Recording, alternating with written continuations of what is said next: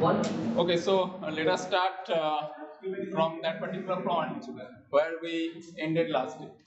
Uh, Last day we discussed what is meant by impulse function, right?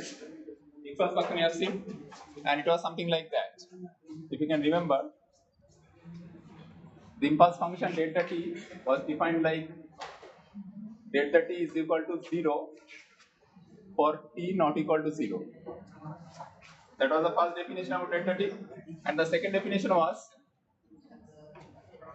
minus to plus infinity delta t dt is equal to 1. That is unity. Okay.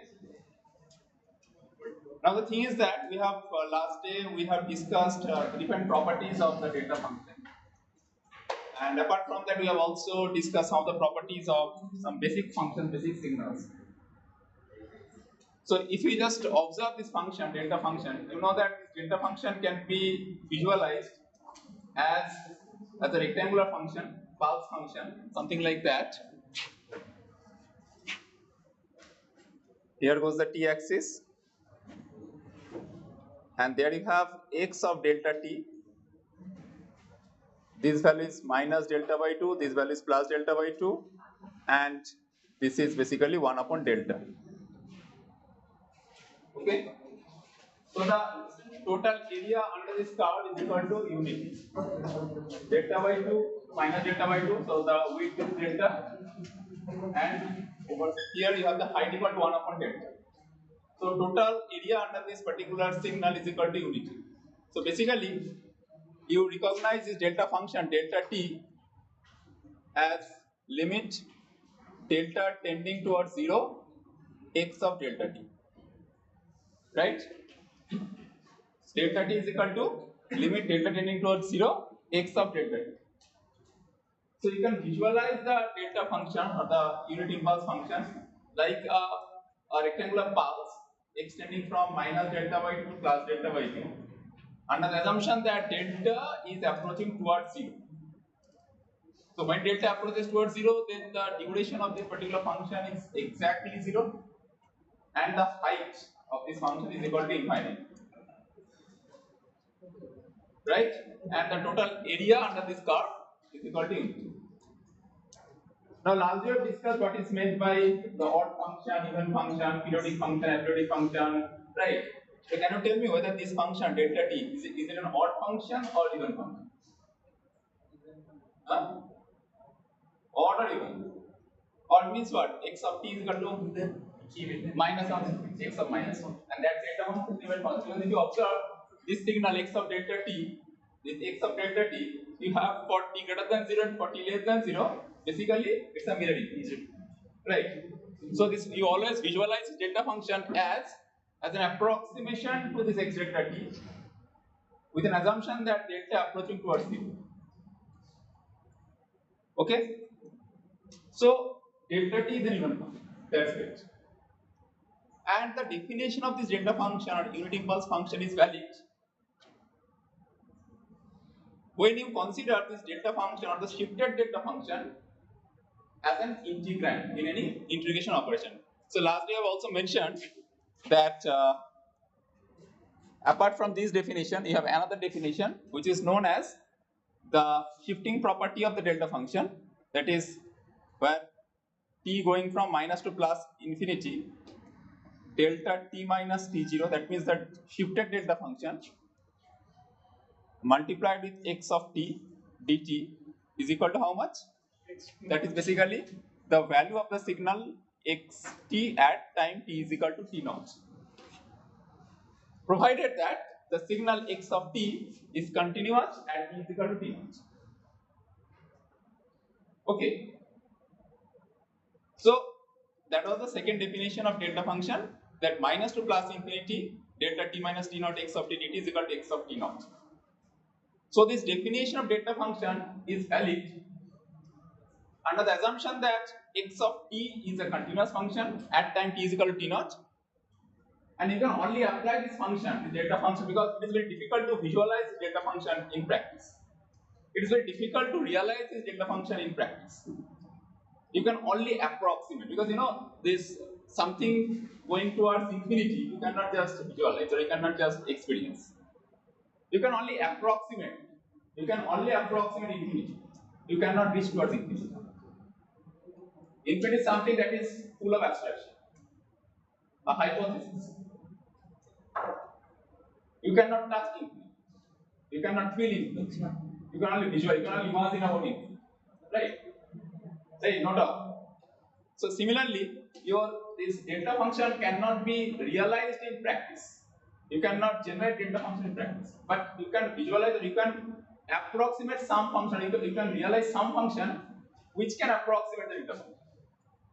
That means you design a pulse of very narrow width, and if you design the pulse in such a way that the area under the curve is equal to unity, then only you can realize or you can approximate the delta function.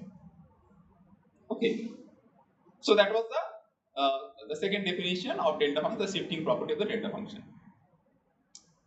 Okay, there is another property which is known as the time scaling property of the delta function, which says that lastly we have discussed about the time scaling property, right? From x of t to x of at. We have discussed this time scaling property. Similarly, for delta function, it might look abstract, but what about this delta at? How this delta at is related? Say here a is greater than 0, right? So how this delta at is related to delta t? That is the time scaling property of the delta function. Okay, so what was delta t basically? So we know that this delta t can be regarded as, this is basically as I have written few minutes back, this is limit delta tending towards 0, x of delta t, right? What was x of delta t? It was something like that.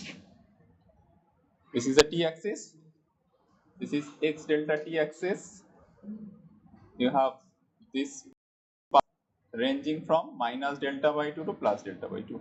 Now had this been your x delta t, right? So if this is nothing but an identity, right? Delta t is equal to limit delta tending towards 0, x of delta t. So what about your delta at? So delta at is nothing but limit delta tending towards 0, x of delta at. Just replace t with at, isn't it? So this delta at, how can I define this? So this is basically limit delta tending towards 0, x of delta at. Is it alright? Now, if you have x of delta t or x delta t, then from that, how can you get x of delta at? What is that? I am assuming that a is greater than, say let's assume that a is greater than unity. X of delta and this one is at. This is t axis.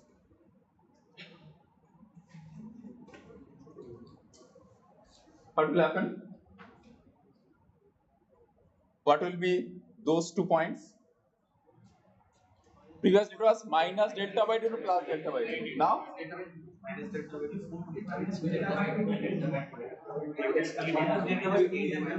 Huh? Delta by 2a or not. This height is, this height is 1 upon delta, right? This height was 1 upon delta. Will there be any change in the height? No change. So height will remain as it is. This will be 1 upon delta, right? 1 upon delta. Height will be 1 by delta. What about the width? What about the width? Will it, previously the width was delta, minus delta by 2 plus delta, right? So now delta by a, right? Delta by a. So it will be like minus delta by 2a to plus delta by 2a, minus delta by 2a to plus delta by 2a.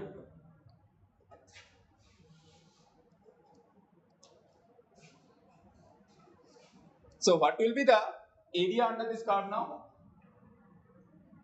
What will be the area under this curve? 1 by a. Delta by 2a to minus delta by 2a. So this is basically minus delta by 2a to minus delta by 2a. So this is basically delta by a multiplied with 1 by delta. That will give you 1 by a. Okay.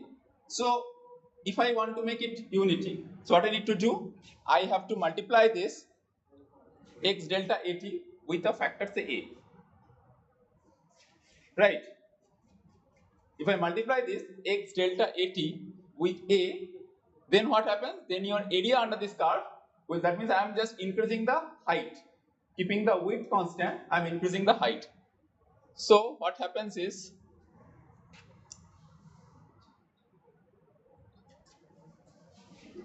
now if I draw this function, say x delta at already you have. Now I am multiplying this with a. Okay. So t. This time you have minus delta by 2a to plus delta by 2a, and this will become a by delta. Okay. Now, if you consider this particular function a x delta at, now under this condition, limit delta tending towards 0, a x delta at. What is that?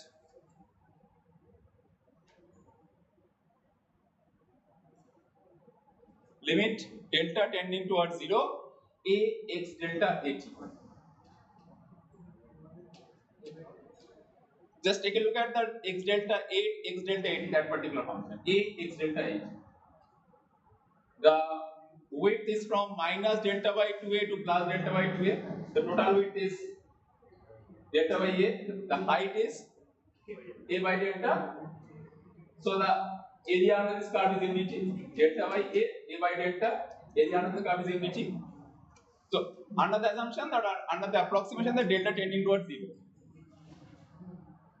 That is basically what? That is basically the definition of which function? Some function which is approaching towards this particular phenomenon when delta approaching towards 0. This function is what? Yeah, this is basically the impulse function, delta t.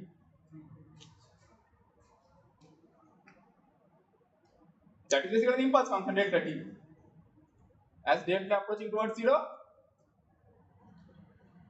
the total area under the curve is equal to unity, and when delta approaching towards 0, it can approximate the delta function. The total area under the curve is always unity, but when delta approaching towards 0, it can approximate to be an impulse function. So this is basically left hand side, basically the delta function. Now what about the right hand side?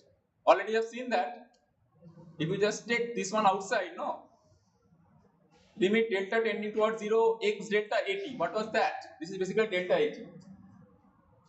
So this equation, limit delta tending towards 0 a x delta at is basically what? I have found out this to be delta t, right? Now if I take a outside and then this one, limit delta tending towards 0 x delta at, this is equal to delta t. Okay? So therefore, what about this function? Limit delta tending towards 0 x delta at. This is basically delta at function. So a delta at is equal to delta t. So from that, I can write delta at is equal to 1 by a, assuming that a is a positive number, 1 by a delta t.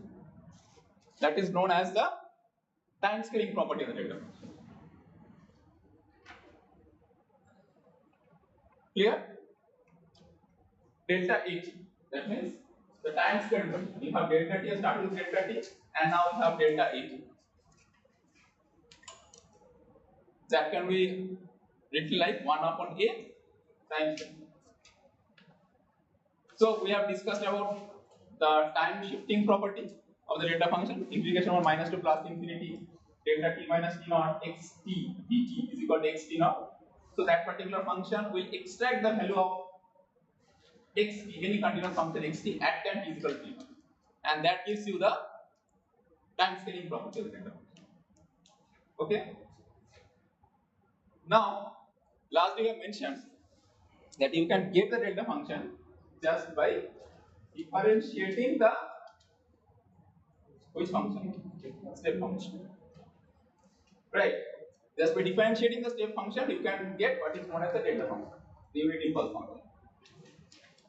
Now the next question is that what happens if I differentiate the delta? Because I can always do that. I have mentioned there are different types of functions and there are different types of operations. Right? Like, and these functions and these operations, they are interdependent with each other. Sometimes interdependent, sometimes independent. Okay. Now I have discussed different types of operations like addition, multiplication, differentiation, integration, and there are different types of functions we also discussed like step function, ramp function, sinusoidal function, impulse function. Now I can integrate the sinusoidal function. I'll be getting sinusoid. I can integrate the step function. I'll be getting the ramp function. Right. I can integrate the ramp function. I'll be getting the parabolic function.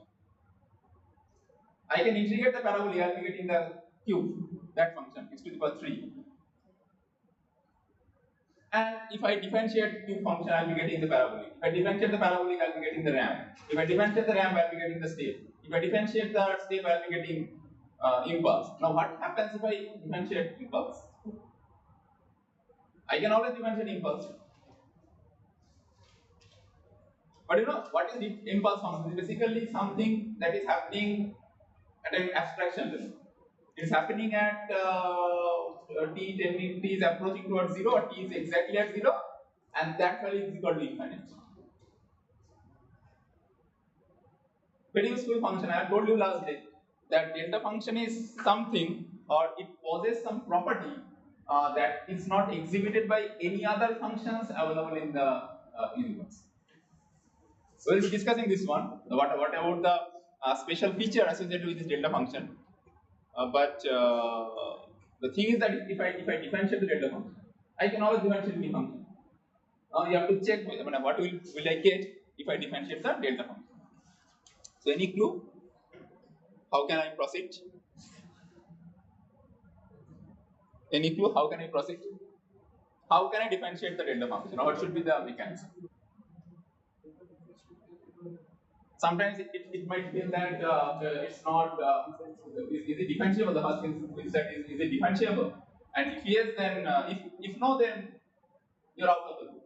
And if yes, then what is the value? So it is typically like if you differentiate delta function, so that is written like first differentiation of delta function, delta 1t is basically derivative of delta t. First differentiation, right? So how to proceed? Differentiation of delta function. So for that, you have to identify what is delta function. What is delta function? Let me draw. This is t. This is your x delta t. What you have? You have this function, also known as gate function. This function is also known as gate function. Minus t to plus t. Minus t by 2 to plus t by 2. Minus delta by 2 to plus delta by 2. This height constant, also known as a gate function, right? So when this delta approaching towards 0, this x delta t is nothing but your, and obviously I have to maintain this one, this particular height is equal to 1 upon delta, right? So when delta approaching towards 0, this function is basically approximated to the delta function, okay? So differentiating delta function is basically differentiating this function under the assumption, under the approximation delta approaching towards 0. Okay. Now, can you visualize this function x delta t as a combination of some functions? some basic functions that we have already discussed. Can I write this x delta t as a combination of already defined functions?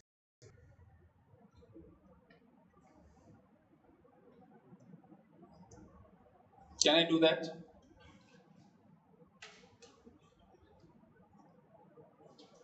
Can I write this x delta t as a combination of known functions, basic functions? I have discussed 3 or 4 basic functions, right? Sinusoid, then starting with exponential, then sinusoid, then step function, then ramp function, impulse function. The basic. So can I write x delta t as a function of sinusoid? No, obviously. As a function of or in terms of step. Yes or no? In terms of step, can I write? In terms of step. Yes or no? You have to apply some signal operations on that. This is basically what? One step minus another step applied at two different instances. Basically what? Basically what I have is something like that. This function, blue one, is basically this function, right? This function minus this function. Green minus purple. Isn't it? Green minus purple. Basically this function, this blue. So how can I write this green? What is that? How can I write this green function? Is it a step? Yes. Shifted, right? Delayed or advanced? Delayed step or advanced step? Advanced step, right? So I can write this as u of t, not minus, t plus delta by 2, right? Minus this function, so minus, basically I have shown over there minus, it should be something like, basically what I have shown the minus already over there. So basically in this case it will be the summation of these two. Okay. So minus u of t minus delta by 2.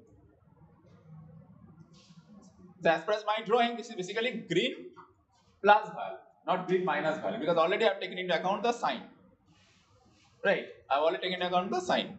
So basically green plus purple will give you the blue function. So ut plus delta by 2 minus of ut minus delta by 2, that is basically x delta t. And when delta approaching towards 0, this function is basically your delta function. Yes or no? Right? So I can write this function delta t is equal to limit delta tending towards 0 u of t plus delta by 2 minus u of t minus delta by 2.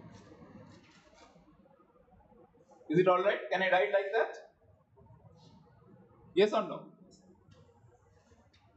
This is a different representation for delta function. What was delta function? Basically, limit delta tending towards 0, x delta t. So I have just replaced this x delta t in terms of u function. Step function, shifted step.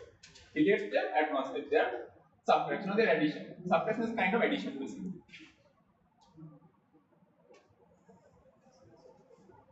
Alright. Now if I differentiate the step, what I get? I'll be getting impulse. Yes or no? If I differentiate the step, I'll be getting one impulse. Yes or no? So now if I differentiate this delta function, ddt of delta t, so I call it delta fast differentiation delta 1 t. This is basically ddt of delta t. This is what? You have to differentiate the first step minus the differentiation of the second step. So if you differentiate the first step ut plus delta by 2, what will you get? What will you get?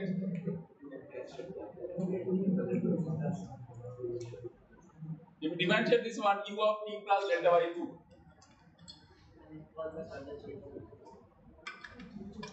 we will be getting one impulse function at minus delta by 2. And then the second one, u of t minus delta by 2.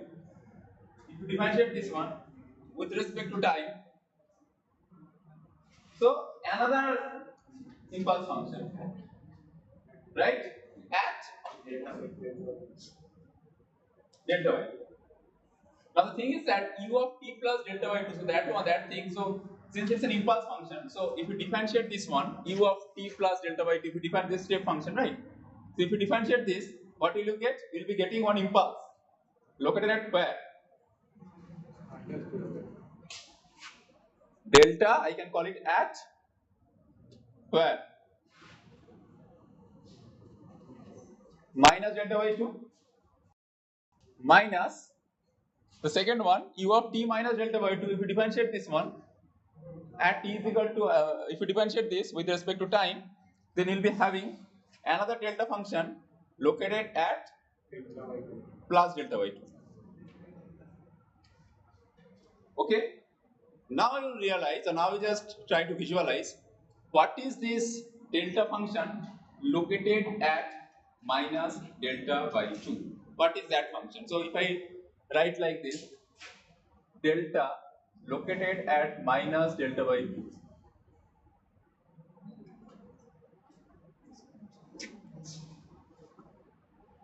That means what? That means what? You have basically approximating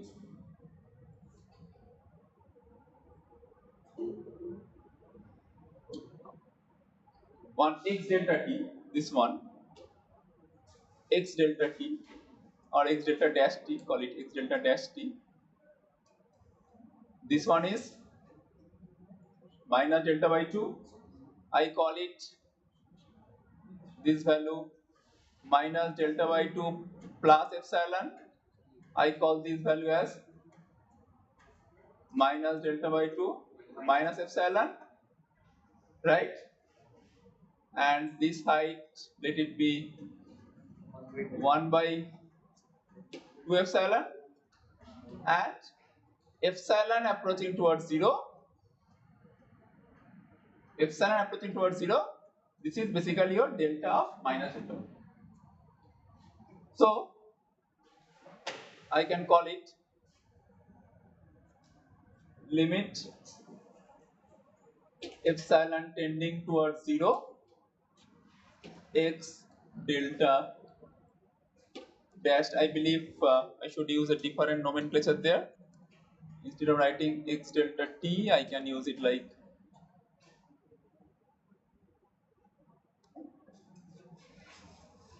epsilon delta by 2.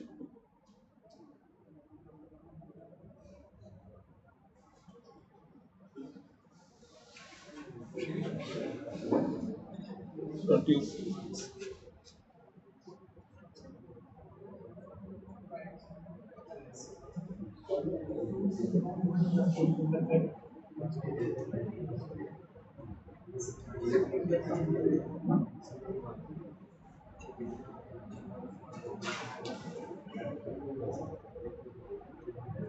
Is it alright? So basically you are approximating one get function located at minus delta by 2, and when epsilon tending towards 0, that gives you one impulse function located at minus delta by 2, right? Similarly, if you go to the other side, what will you get?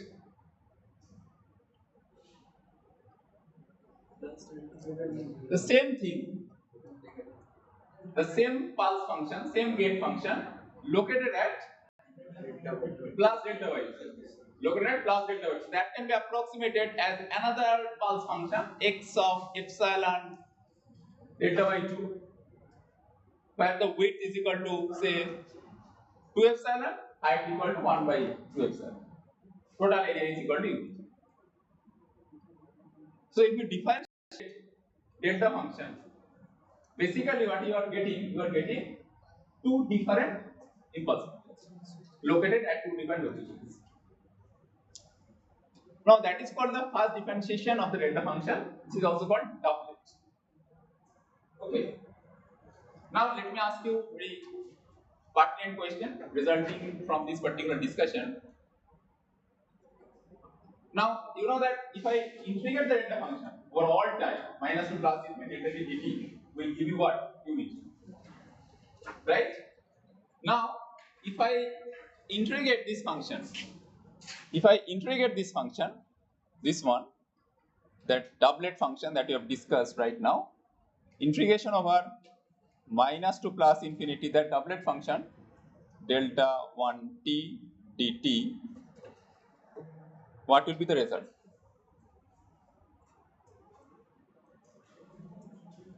Can you get my point? If I integrate the delta function unit to pulse over all time, we will be getting unit 1. Now if I integrate the derivative of this function, is it? Basically, you know, this doublet is a summation of two delta functions.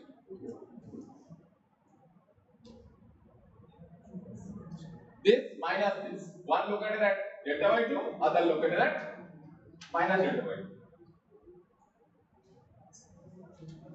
Okay. And now if we integrate this function, what will you get?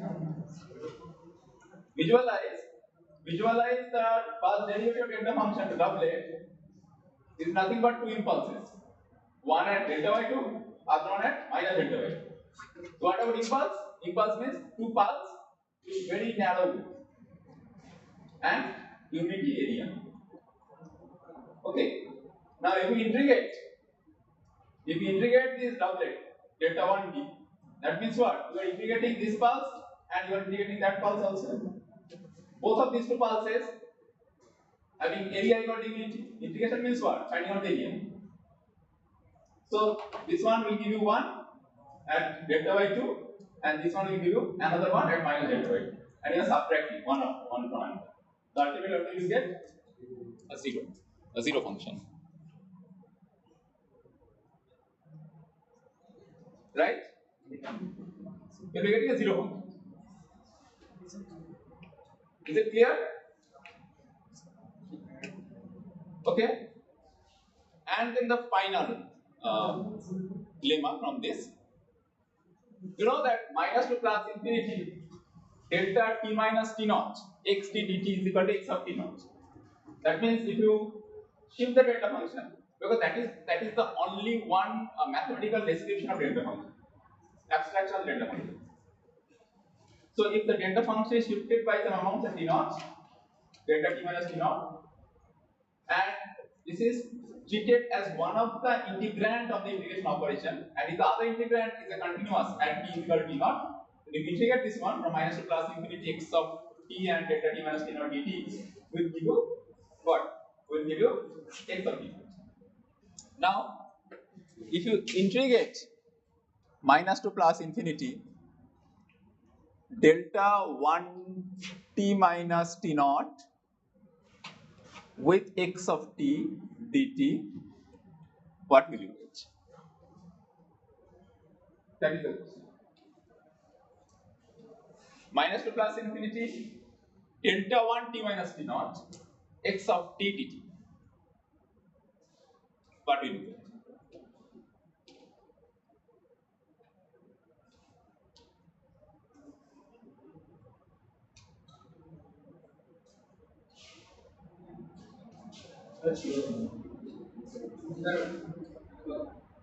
Class আছে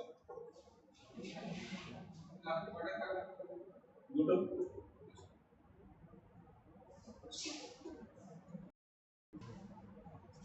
okay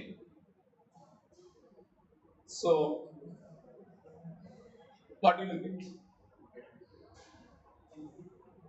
x1 of t naught x dash t naught x dash t naught yeah how can you say this one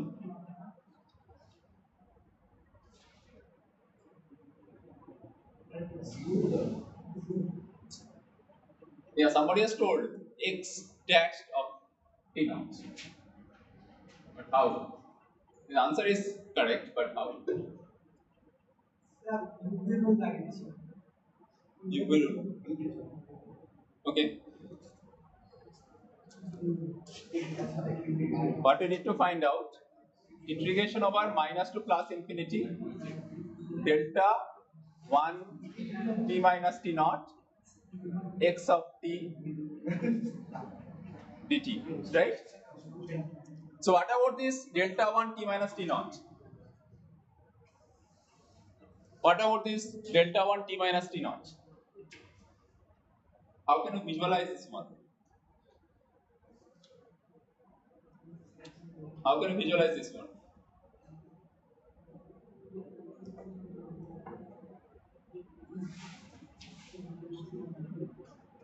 this is what this is basically the differentiation of delta function differentiation of delta function and a shifted version of it now if you differentiate the delta function what will you get if you differentiate delta function what will you get I can always visualize this delta 1 t minus t naught what is that this is basically ddt of delta t at t is equal to t naught any doubt isn't it delta 1 t minus t naught is basically ddt of delta t at t is equal to t naught so what are you getting basically at t is equal if you differentiate this one suppose you have got one delta function located at t is equal to 0 and you are differentiating this one that means what you have got two different impulse located at plus delta by 2 another one at minus delta by 2 and as delta approaching towards 0 both of these two pulses are ultimately they are coinciding at delta equal to 0 yes or no we have one pulse at minus delta by 2 we have another pulse at plus delta by 2 and as delta approaching towards 0 these two pulses these rectangular pulses they coincide so similarly now here what we have this function is located at t is equal to t naught not at t is equal to 0 delta 1 this doublet delta 1 t minus t naught is evaluated at t is equal to t naught because there is a shift this delta 1 t minus t naught is the differentiation of this delta t at t is equal to t naught okay so what is the formal definition for that what is the formal definition so if you differentiate some function can you remember that formula if you differentiate any function limit sorry, x tends to 0, delta t plus h minus delta delta t plus h t plus h minus delta t divided by h whole divided by h and h tends to 0. h tending towards 0 so from the definition itself if you differentiate any function at you have to place t naught T naught because it is evaluated.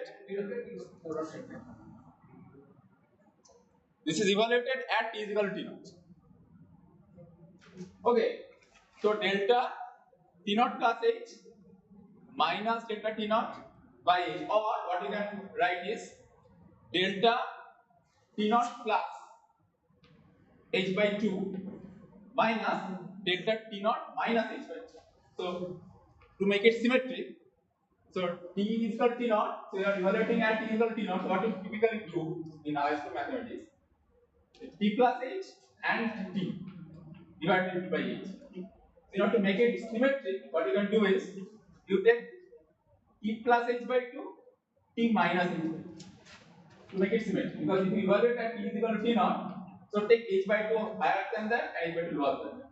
So basically it should be T naught plus H by 2. So I can also write this one as, to make it symmetric, T naught plus H by 2 minus delta T naught minus H by 2. Is it alright? T naught plus H by 2, T naught is the middle point where I am just calculating the derivative. So take some value, H by 2 more than that, H by 2 less than that, take the difference, right? Divide this by, so you have to find out the tangent delta y by delta x. By delta x, that was the definition of the differentiation derivative. Basically del y by del x, delta y by delta x by delta x tending towards 0. So what is delta y then? Delta T naught plus H by 2 minus delta T naught minus H by 2, keeping T naught in the middle position. H by 2 more, H by 2 less. Okay? Their difference divided by the x difference. What is the x difference? X. Okay? And limit h tending towards 0. That was the definition. Okay? Now if you apply this one over there, what will you get then? So I have divided or represented this doublet delta 1 t minus t naught as the summation of two different delta. Summation is plus or minus, makes no difference. Then if you apply this one with that x of t now, you know, that function, that formula, you know, shifting property, delta t minus t naught x of t dt will give you what? X of t naught, right? You know it, na? The shifting property.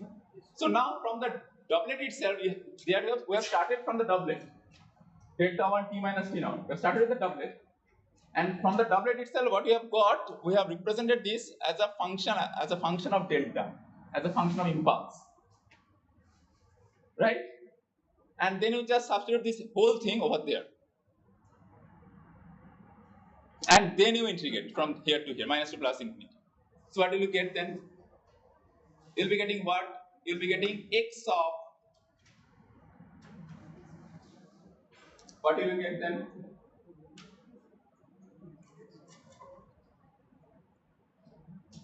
X of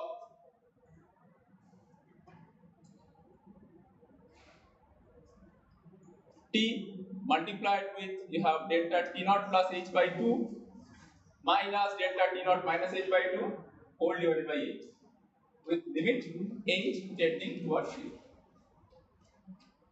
So that can be written as limit h tending towards 0. Now you have two different parts, integration from minus to plus infinity delta t naught plus h by 2 x t dt minus integration minus to plus infinity delta t naught minus h by 2 x t dt. Right? The first integration will give you what? The first integration will give you the value of x of t at t naught plus h by 2. Right? and the second integration will give you the value at t naught minus h by 2. Now you have t naught plus h by 2. Now you have something like that: x of t naught plus h by 2 minus x of t naught minus h by 2 by h. So x of t naught plus h by 2 minus x of t naught minus h by 2 by h, limit h tending towards 0. That will give you what? That is basically the derivative of x of t at t is equal to t naught. So that is exactly equal to x dash of t naught. So this is defined, this integration over minus to plus infinity delta 1 t minus t naught x dt. This is defined, that will give you some value. That integration is valid if and only xt is differentiable at t is equal to t naught. Last time when you integrate from minus to plus infinity delta t minus t naught x dt, that time we have assumed that xt was continuous at t is equal to t naught. And when you go for this integration using the doublet function, then the assumption is that xt has to be differentiable at t is equal to t, because ultimately you are getting x dash of t. So it should be derivable at t is equal to t. Is it okay? And accordingly you can go for the higher derivative, first order derivative, then you can know if you differentiate this doublet, you will getting what is known as triplet, something like that. So I'm not going to that difference. The thing is that the reason behind this discussion over the last 40 minutes is that sometimes if somebody asks you if you differentiate delta, what will you get? You may say that no, it is not differentiable. No, that is not the correct answer. Delta t is also differentiable. And if you differentiate delta t, you will be getting what is known as the two deltas, two different deltas.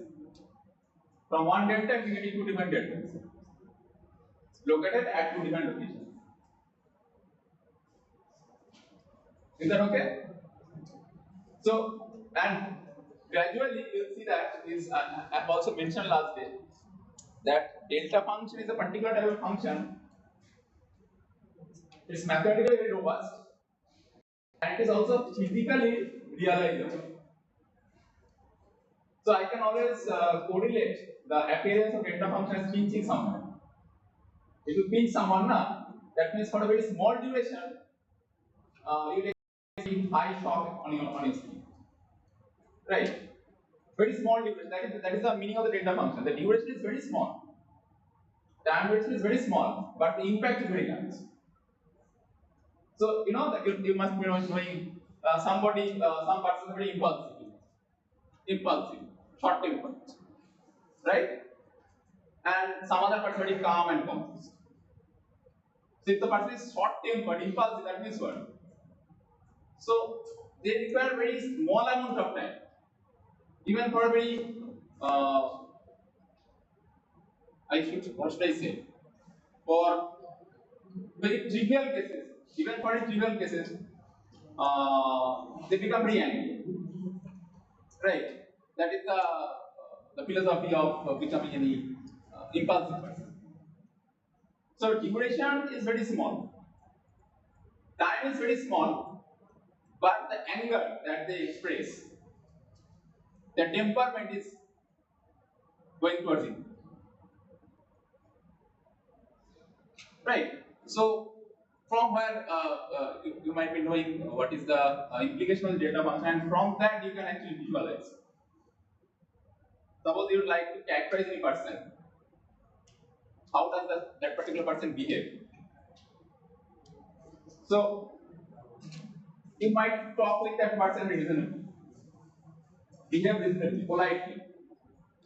You'll be getting polite answer, right? It is expected that during your class or during your during your campus placement, interviews, all of you behave very politely to the HR people or the technical people, or in the class during the exam. The people are very decent, right? But when it comes to that, okay, you are standing in a queue, in a bank, or an auto line, or a metro line, you are standing in a queue to collect the ticket. or during the puja pandal, right? That time, you people are not that decent. All of us, not that decent. And here you can understand the internal temperament of leaders. That cannot be visualized, that cannot be tested, that cannot be examined during your interview, during your exam. That time, all of us, we are pretty much calm and confused during that time. So when the situation is something like that, so if the environment is impulsive around you, which might trigger you, at that particular point of time, how do you behave? That gives you the true sense of this. And this has something to do with the impulse. You can always visualize the impulse as something which is very annoying. I must use the term annoying. Unlike sine function, sinusoidal function. Last time I mentioned that sinusoidal function is having a very beautiful property. It's the smoothest function. Smoothest function. A sine of omega t plus phi. Smoothest function. You find out infinite number of derivatives of sine function. Every time you find out the derivative of sine of omega t, you will be getting another sine function. Sine or cos. Differentiate sine cos, differentiate cos sine. And sine and cos get same. Only the phase difference is there, right? So they have infinite number of derivatives. So you can derive one after another and you get the same exponential. See the exponential, complex exponential, right? E to the power mx. What is the ddx of e to the power mx? ddx of e to the power mx. So once again another exponential. Differentiate this further, another exponential. Right. So these exponential are the derivatives from the exponential to the physical sinusoid. The sine part and the cos part, as I mentioned last time. So you have the smoothest function available in the universe.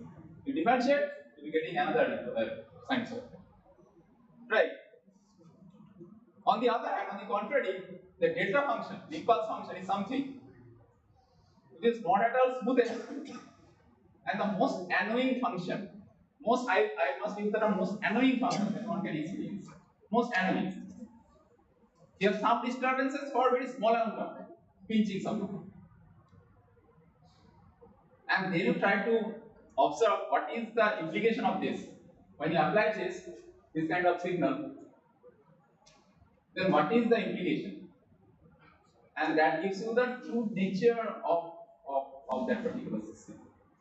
And gradually you are moving from the signal perspective to the system paradigm. I mentioned last day that signal is what? Signal is basically a mapping. Signal can be regarded as a mapping from a real axis, from real variables to complex variables. So real to complex, that's all about the signal mapping from real domain to complex domain. And you can always visualize the real as a subset of the complex. Right? And whatever the system will map the signal from signal to another signal. So signal to signal mapping is all about this. And here lies the importance of this data. Okay, so before moving into the system itself, since I have mentioned that this particular course is full of mathematics, so let's do some mathematics along with that from unit 1. So let's start with identifying whether I'll just explain some of the signals, not all. Whether the signals, the following signals, whether they are periodic or not, and if they are periodic, then what is the phase? Okay. So to start with, let's call the signal x of t is equal to, so let it be cos square 2 pi t. Cos square x of t is equal to cos square 2 pi t.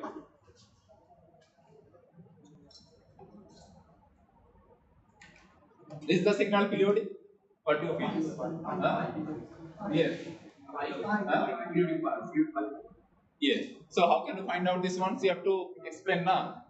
Suppose in your exam it is asked that you have a signal x is equal to cos square twice by t. Is it periodic? Yes. So if it is yes, then how to prove that it is periodic? Huh? 1 by 2 into 2 cos square 2 by t, right? So what is 2 cos square a? 1 plus cos 2a. So I can write like 1 plus cos 4 pi t. Okay.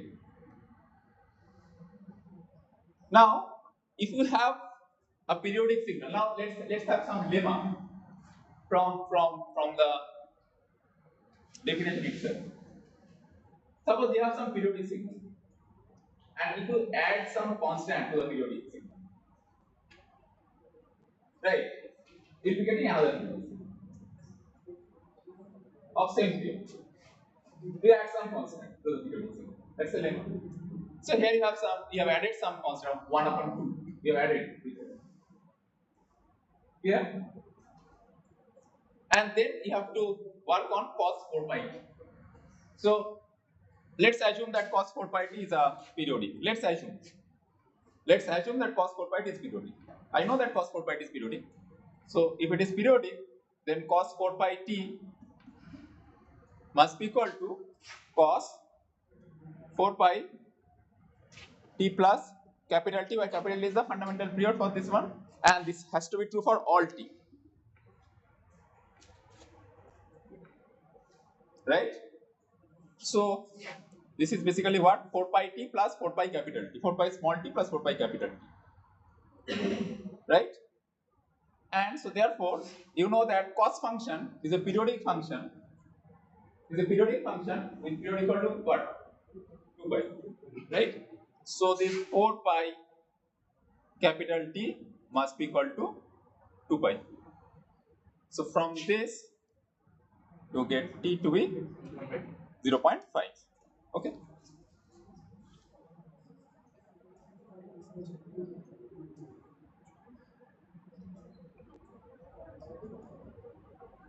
Alright. Any doubt? No doubt. Okay, so here we have emphasized on the fact that if I have a periodic signal, a periodic function, and if I add something, so when I say add means also subtraction, addition and subtraction, they are almost. If I add something within a periodic signal, constant, another periodic signal of same period. Then you have periodic signal. If you multiply this periodic signal with some constant or divide this by some constant except 0, same period. Right? Now the thing is that suppose you have the addition of two periodic signals. Addition of two periodic signals. Will it give rise to another periodic signal? Yes. Yes. Of different periods. Let's take some example, right? So we have discussed cos square of 2 by t. Now let's take say another signal x of t is equal to sine q 2t. Let's take this example. X of t is equal to sine q into 2t. Sine q into 2t.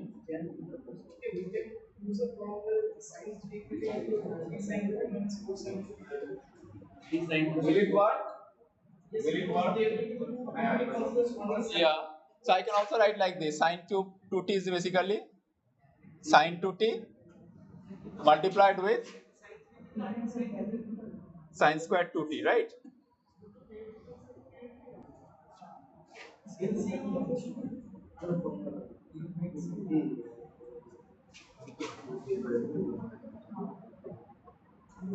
Two sine square a means 1 minus cos 2a, so 1 minus cos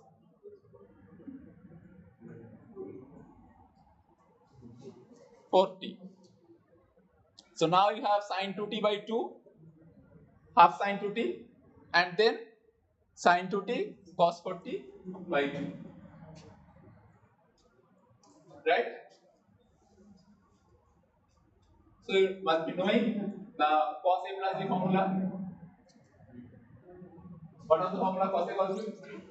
Minus sin square. Or cos a minus, you have to apply the appropriate formula over there, and then you have to divide this sin 2t cos 4t, the summation of sinusoids, and then you have to find out and the corresponding your fundamental period is different,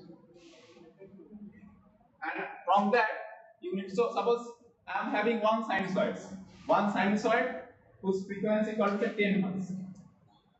Okay, another sinusoid whose frequency equal to 20 Hz. Right? So if I add these two sinusoids together, sine of f naught is equal to 10 Hz and another sine of f naught is equal to 20 Hz. So if I add them together, okay, then what will be the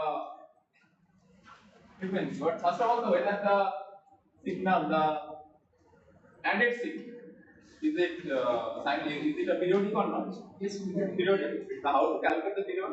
LCM of this. So here in this case, we multiply it by 1 by 2 and 4, and we will get sin 3 and sin 3. This is also possible. This is also possible. Yeah. There are many mechanisms are there to solve this. Okay. So we have discussed this one. Okay. Now let's take another signal. X of t is equal to e to the power minus 2t cos square 2 pi t. E to the power minus 2t cos square 2 pi t. What is your call on this? E to the power minus 2t cos square 2 pi t. First question is that whether it's a periodic or not. If you have one periodic signal, so I have given different examples to derive some of the lemma. First thing is that if you have a periodic signal added with some constant, we give another periodic signal of same period. Summation, and the second problem was the summation of two periodic signals. That will give you another periodic signal of different periods. Right? And here comes e to the power minus 2t. That's an aperiodic signal. Cos square 2 pi t. Just now we have seen it's a periodic signal. So periodic multiplied with aperiodic. Overall is aperiodic. Right? That's great. Next comes, okay, now let's move to the discrete domain, right? Now let's move to the discrete domain. As of now, we have discussed the continuous time signal x of t. Now let's discuss this x of n to be minus 1 whole to the power n. I will tell you. X of n is equal to minus 1 whole to the power n. Periodic or aperiodic? If it is periodic, then what is the period? Periodic or aperiodic? Periodic. Period? Half. Can't be half. Can't be fraction. Yeah. N is equal to 0. This is what? Minus 1. N is equal to 1. Yeah. N is equal to 1. Then 1 minus 1. Then again 1. Then minus 1. So 1 minus 1. 1 minus 1. 1 minus 1. So period is 2. Okay. Okay. Minus 1 whole to the power n square.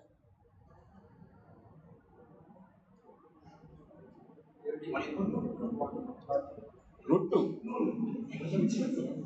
Remember, when you calculate the period for fundamental period for the discrete time signal, that period cannot be fraction. It has to be an integer. Because that time you remember x of n is equal to x n plus capital N. And that n has to be n must belong to z plus. Natural numbers, right? Integer. minus 1 whole to the n square. Always 1. Periodic.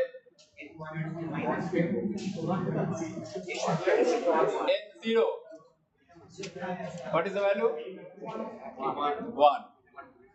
N1. What is the value? Minus 1. N2.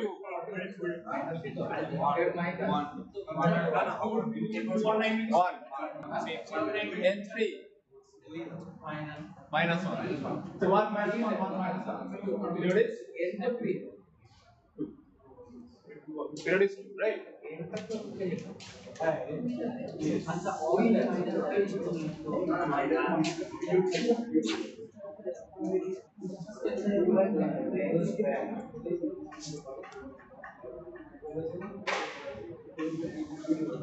X of n cos 2n. X of n is cos 2n.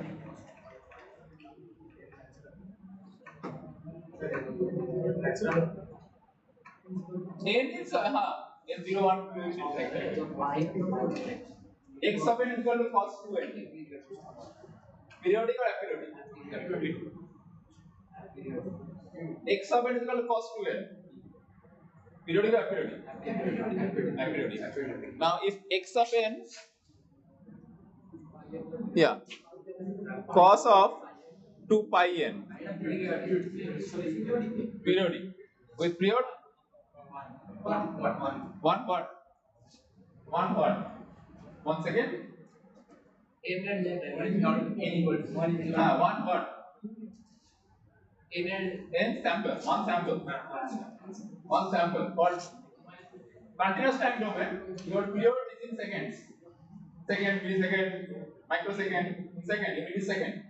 And discrete time domain is n is in samples. So you know cos 2 pi n.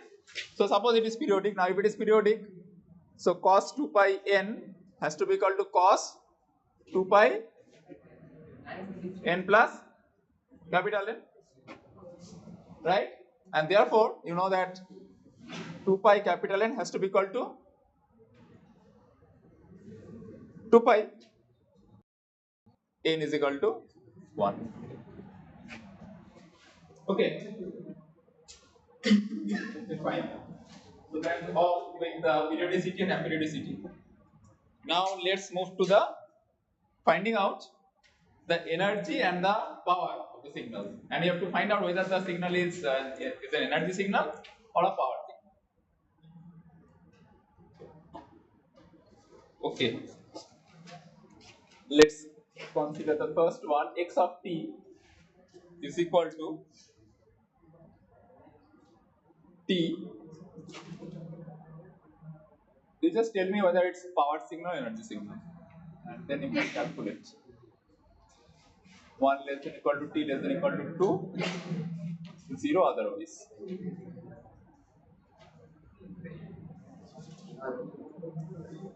Is it an energy signal or power signal? Just tell me, energy signal or power signal?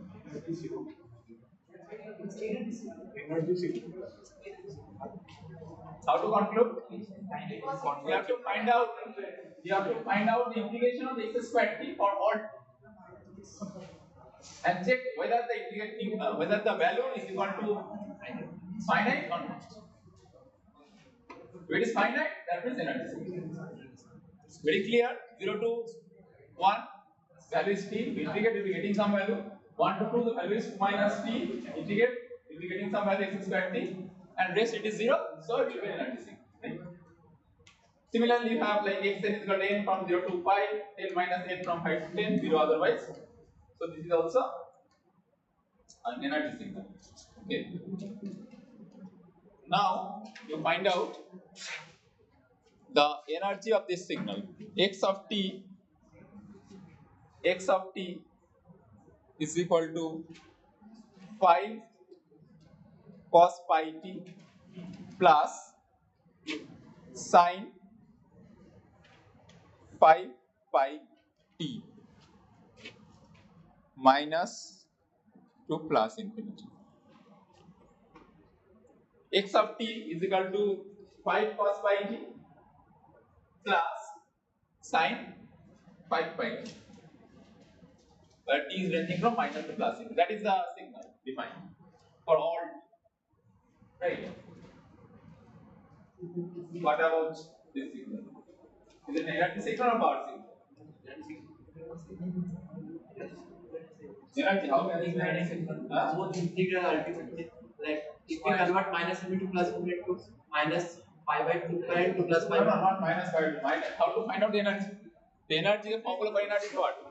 E is equal to minus to plus infinity x squared t dt. And you have to check whether this value is less than infinity or not.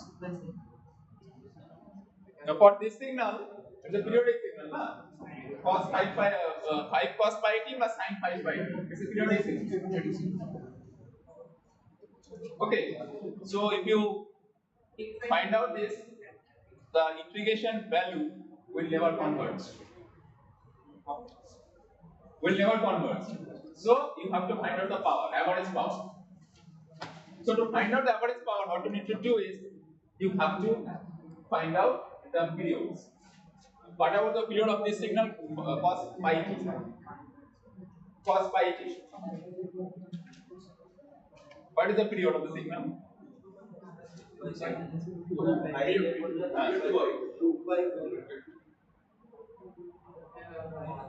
You have cos pi t. So I can write like cos pi t plus capital T for all t. It's a periodic signal for all t. So from where you find that pi of pi capital T is equal to 2 pi. So t is equal to 2. Okay. So period is equal to 2. Okay. What about the second signal sine 5 pi t? For this signal, what you have? This t, if I call it t0, if I call it t1, this t1 is how much? 2 by 5. 2 by 5. 2 by 5, right? So now you see, this signal is having a period is equal to first one t0 is equal to 2 seconds, and the second signal is having a period equal to 2 by 5. So you have to find out the average power. It is the average power one single cycle, right? So you have to integrate this one. Integration over 0 to 2 cos square pi t dt. Rather 5 cos pi t 25 cos square pi t dt. 5 cos pi t whole square dt. Right? What is that? We have already studied now. Integration over 0 to 2, we have 25 cos square pi t dt. So integration over one cycle cos square pi t or sin square pi t will give you what? Let's start it first.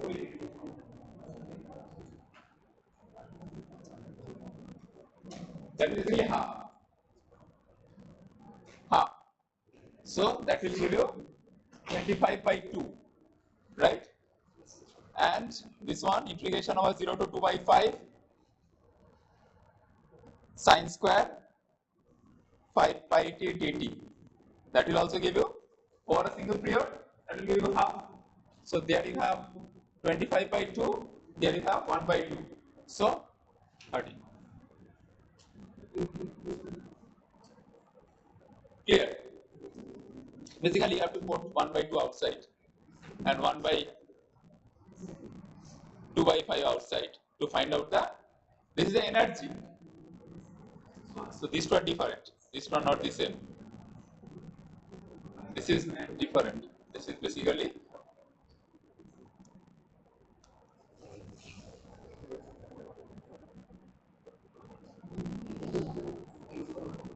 the power content, right? 1 by 2 integration over 0 to 2 25 cos square pi t dt plus 1 by 2 by 5 integration over 0 to sin square by 2. Okay.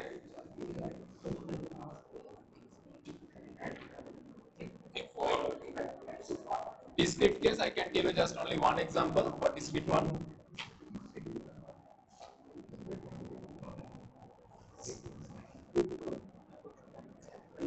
Uh, x of n is equal to cos pi n for n greater than or equal to 0 and 0 otherwise.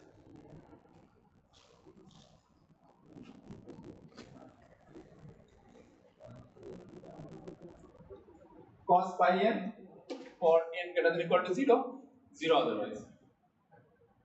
Is it an energy signal or power signal? Cos pi n, I mean this signal x of n.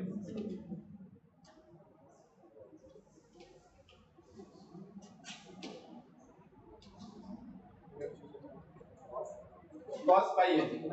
Periodic or aperiodic? Period. What is the period?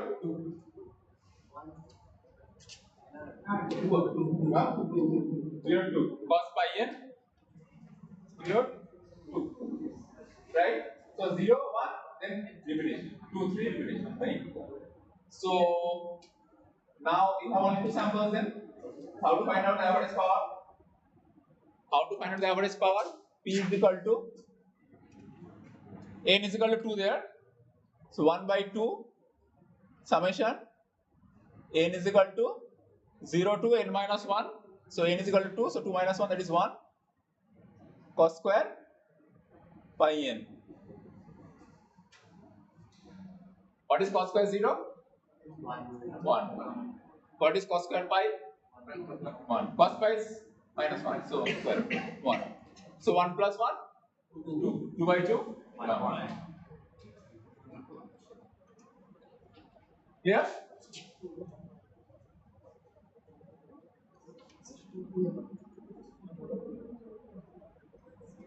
Now instead of having cos pi n, if you have cos 2n.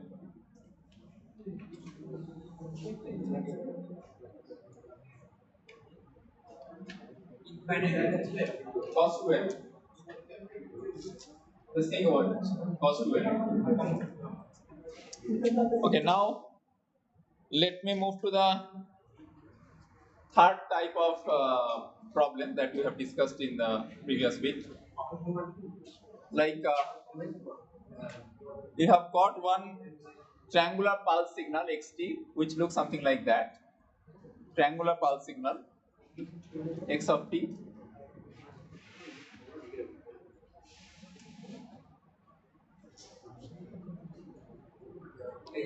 This is x of t, right? You need to find out x of 3t, x of 3t plus 2, x of say minus 2t minus 1.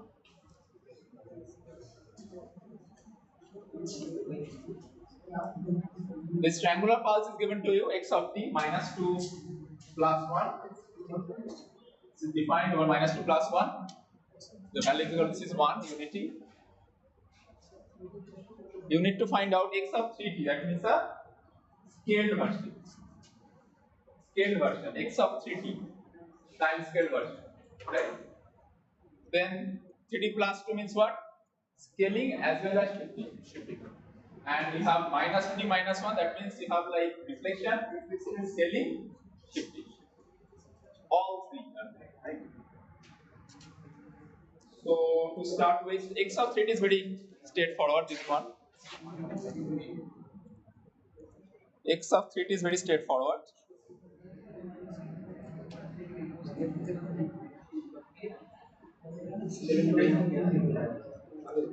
How does it look like x of 3t? Minus 1 upon 3 plus 1 upon 3. This is 1.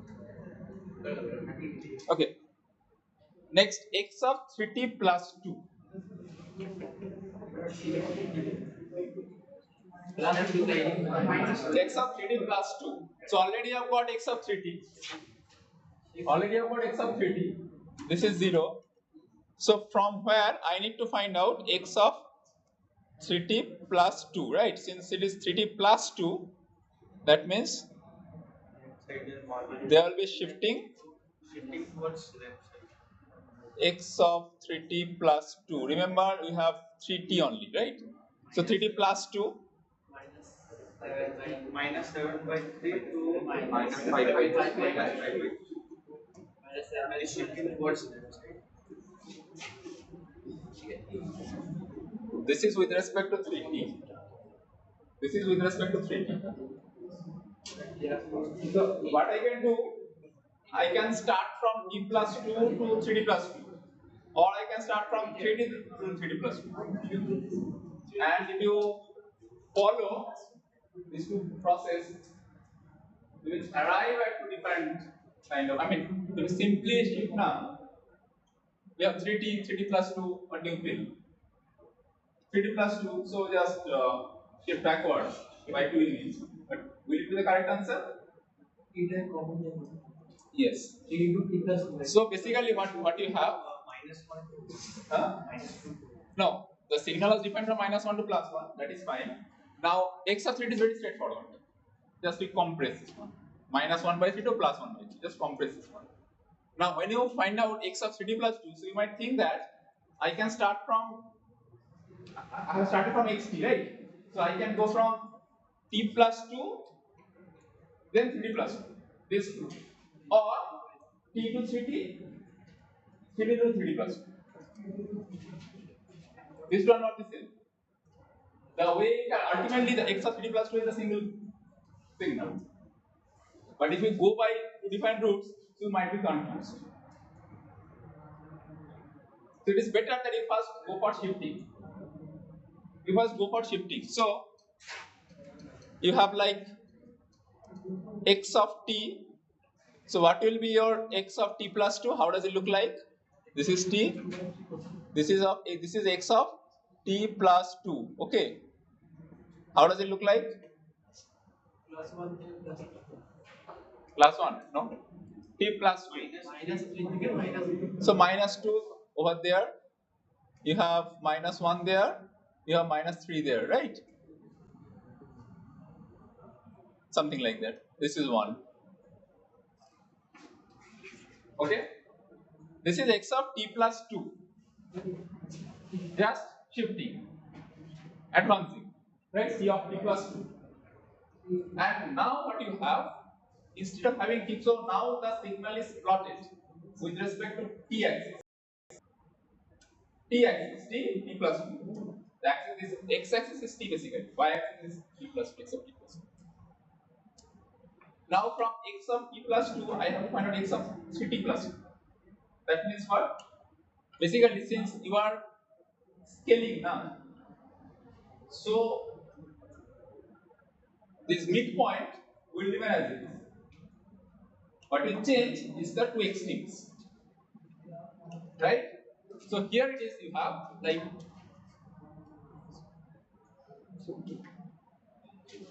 minus 3, minus 2, minus 1. So if you observe there, x of t is equal to 1 at t is equal to 0. If you just take a look over there, x of t is equal to 1 at t is equal to 0. That signifies that x of 0 is equal to 1 always. Right? X of 0 is always equal to 1, the exact value, irrespective of the reference. Now this time what you have, x of 3t, that means t is equal to 0, this is 1. And what you have, x of plus minus 1 is equal to 0. You check there, x of 3t, put t is equal to 1 by 3, plus 1, t is equal to minus 1 by 3, minus 1, that is also equal to 0. It matches. Now, x of t plus we have already plotted. Put t is equal to minus 1 there, you'll be getting x of minus 1. Right? You'll be getting x of plus 1. You put t is equal to minus 3, you'll be getting x of minus 1. It is matching. Now, x of 3t plus 2. Remember, x of 3t plus 2, when you plot this one, so x of 0 is always equal to 1. And and x of plus minus 1 is always equal to 0. That means what? You have minus 3, minus 2, minus 1. This entire thing will be compressed, right? So you have 3t plus 2.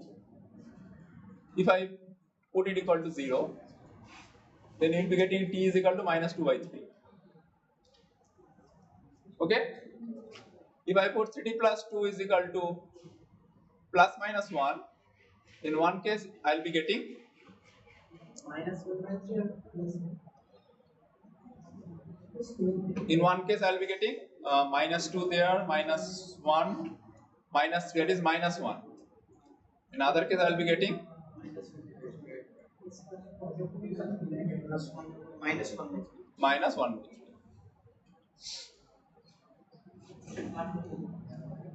So minus 3 by 3, minus 2 by 3, minus 1. So we have started with this minus 3, minus 2, minus 1. Right? Minus 3, minus 2, minus 1. Now after you perform the scaling operation, time scaling, then this minus 3 will be located at minus 3 by 3.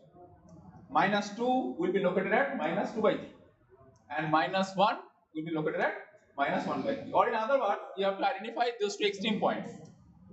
This minus 3 will be located at minus 3 by 3, minus 1 will be located at minus 1 by 3, and accordingly just place.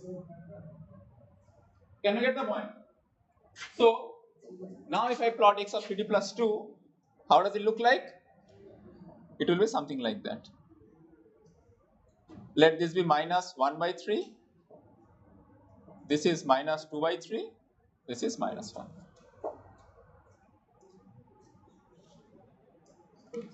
Okay? Is it all right? Now, now I have drawn this x of 3t just beside this one to emphasize that if you simply shift, if you simply advance this one, so you have got x of 3t there, x of 3t plus 2 there, and if you simply advance by 2 units, right? Will you get the same curve? No. Because whenever you are advancing now, your reference is t, but actual signal is drawn on 3t scale, 3t. Can you get the point? If I advance by 2 unit, t plus 2, so it seems that, let me draw in black, it seems that this is t,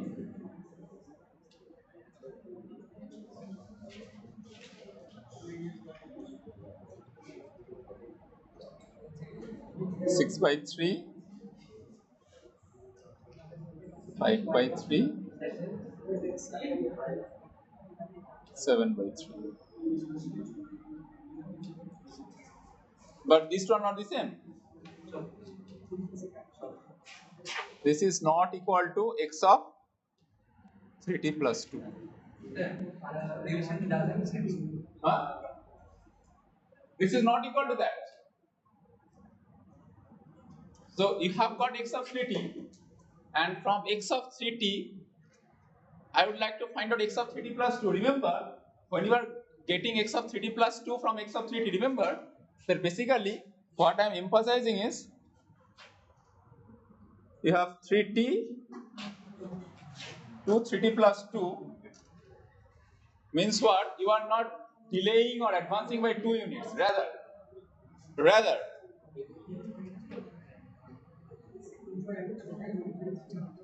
you are delaying or advancing by 2 by 3.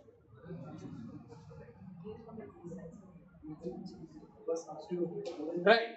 Now if you advance this by 2 by 3, I mean if you replace t by, if you replace t by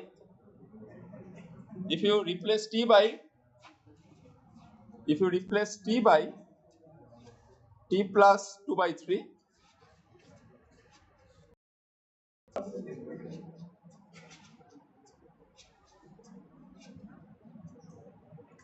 In your gate examination, this type of question typically arises, and you have so many graphs and you might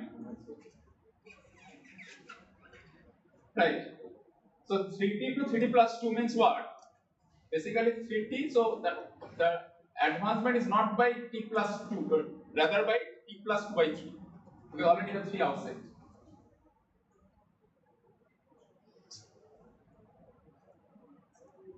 Can you get the point? Similarly, when you have minus, typically what you have xt from xt to xt minus 1 means what? What? Delay. xt to xt plus 1 means what? Advance. But when you have minus t minus 1 means what? Basically advancing. Minus t plus 1 means what? Delay. Because when you write like minus t plus 1, basically minus of t minus 1. Okay, so let me finish with the last problem. This x of minus 2t minus 1. How does it look like? X of minus 2t minus 1?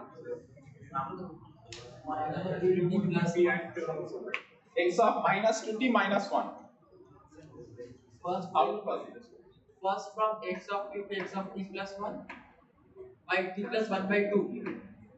Yeah. Got multiplied by minus 2. Or you have x of t. First you find out x of, you have got x of t first. So there are 3 operations involved. What are those 3 operations? Scaling, shifting, and reflection. Scaling, shifting, and you have the reflection. So first you consider, okay, you do the reflection first. From x of t, you will be x of minus. Right. Now this signal is basically an even signal. X of t is an even signal. So if you find out x of minus t, you will be getting the same. X of minus t looks the same, just like x of t. So then you have got x of minus t, and then you find out x of minus of 2t. That means you have to compress the signal, right? So it will be from minus half to plus x of minus 2t. And then you have x of minus 2t, then the same notion, minus 2t minus 1. And accordingly you have to shift, right?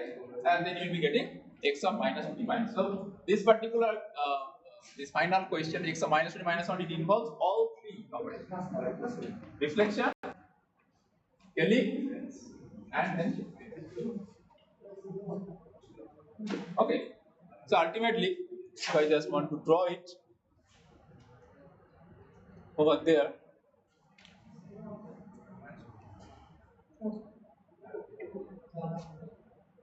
x of minus 2t minus 1. So this will be where? This midpoint will be at minus 1 by 2. And then you have Minus 1. yeah, actually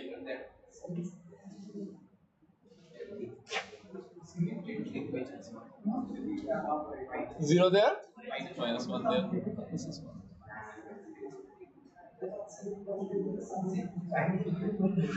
Clear? So you need to solve. So today I have given some of the examples, and there are plenty of examples. If you open any book on signals and systems, there are so many examples, so many exercises are there, and you have to solve. So many signal patterns are there, right? And you have to solve those to get prepared for your exam.